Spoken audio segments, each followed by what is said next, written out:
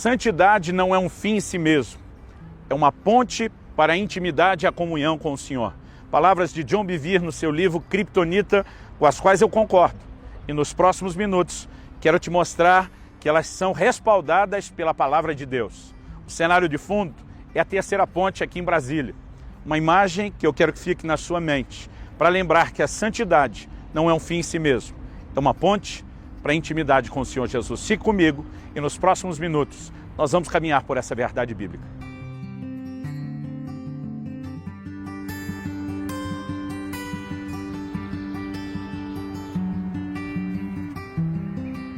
No Evangelho de João, no capítulo 14, no versículo 21, nós lemos palavras do Senhor Jesus: aquele que tem os meus mandamentos e os guarda, esse é o que me ama. E aquele que me ama será amado por meu Pai. E eu também o amarei e me manifestarei a ele. O que nós temos aqui é uma revelação importantíssima do Senhor Jesus.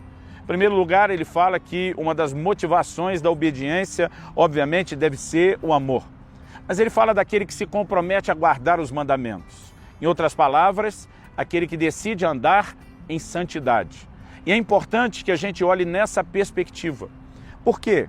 Porque a palavra de Deus nos mostra que Deus nos criou para um relacionamento com Ele. O relacionamento foi quebrado lá no Jardim do Éden através do pecado. O que é o pecado? A definição bíblica de pecado é que o pecado é a transgressão da lei, ou seja, a desobediência foi aquele fator inicial que leva o homem a um rompimento do relacionamento com Deus. A entrada do pecado, e o pecado visto na perspectiva de desobediência, trouxe dano no relacionamento. Nós precisamos entender que Deus, ao oferecer perdão, ao nos oferecer salvação, Ele não estava proporcionando para mim e para você apenas um escape da condenação do nosso erro. Mas Deus, na verdade, está tentando nos levar a entender que Ele quer resgatar aquilo que foi comprometido com o pecado, que era justamente o nosso relacionamento com Ele. Eu quero chamar a sua atenção para a importância da santidade. Guardar os mandamentos de Deus é não pecar. Guardar os mandamentos de Cristo é andar em obediência, é andar em santidade. Mas é importante que você entenda que a santidade ou a atitude de não pecar não é um fim em si mesmo.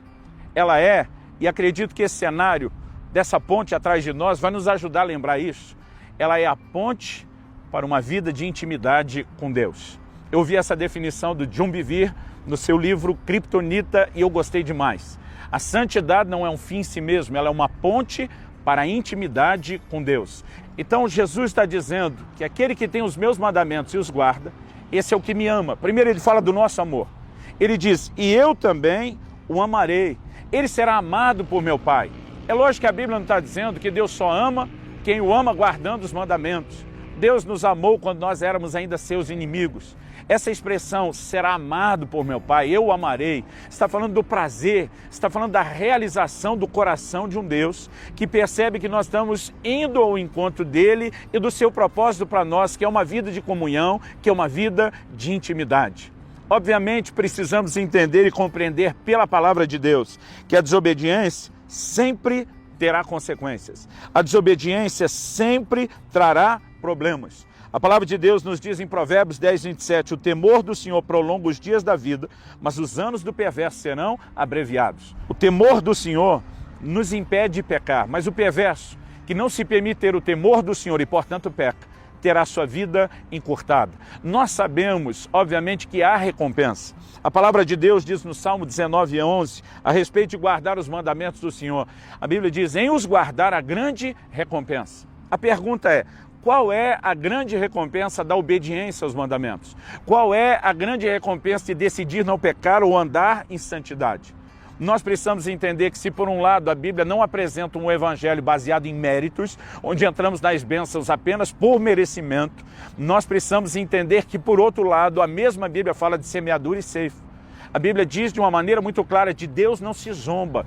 Tudo que o homem semear, isso também ceifará. Está lá em Gálatas 6. A Bíblia diz, o que semeia na carne, da carne vai colher corrupção. O que semeia no Espírito, do Espírito vai colher a vida eterna.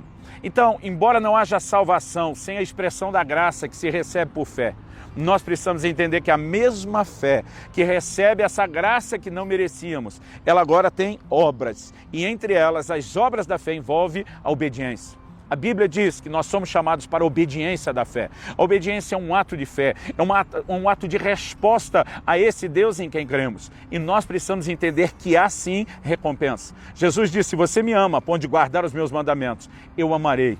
Você será amado por meu Pai. Nós viremos, nos manifestaremos. Essa palavra aqui traduzida, me manifestarei, ela na verdade significa se revelar.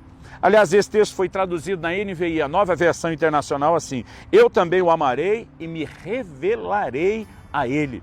O Senhor está dizendo que andar em santidade, honrá-lo, levando a sério e guardando os mandamentos da sua palavra, nos permite entrar numa revelação maior de quem ele é, nos permite conhecer melhor ele. Isso significa uma melhora do relacionamento, isso significa adentrar no terreno da intimidade com Deus.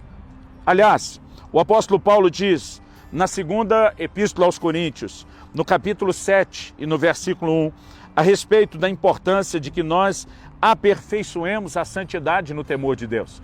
Não importa se você já foi santificado pelo sangue de Jesus, há uma santidade a ser aperfeiçoada, desenvolvida, você cresce nela. E ele faz a seguinte declaração, aperfeiçoando a santidade no temor de Deus. Só que antes de falar isso, no mesmo versículo, no início do versículo 1, o apóstolo Paulo diz, tendo, pois, amados, tais promessas, purifiquemo-nos de toda impureza, tanto da carne como do espírito, aperfeiçoando a nossa santidade no temor de Deus. E diz, tendo tais promessas. Do que ele está falando? Os versículos finais do capítulo 6, que são os versículos anteriores ao versículo 1 do capítulo 7, estão falando de uma promessa de Deus de andar no nosso meio, de se revelar a nós. Mas para isso ele exige que a gente se purifique, se separe para ele. Observe, a palavra de Deus diz, porque como ele próprio disse, segundo aos Coríntios 6,16, habitarei e andarei entre eles, serei o seu Deus e eles serão o meu povo.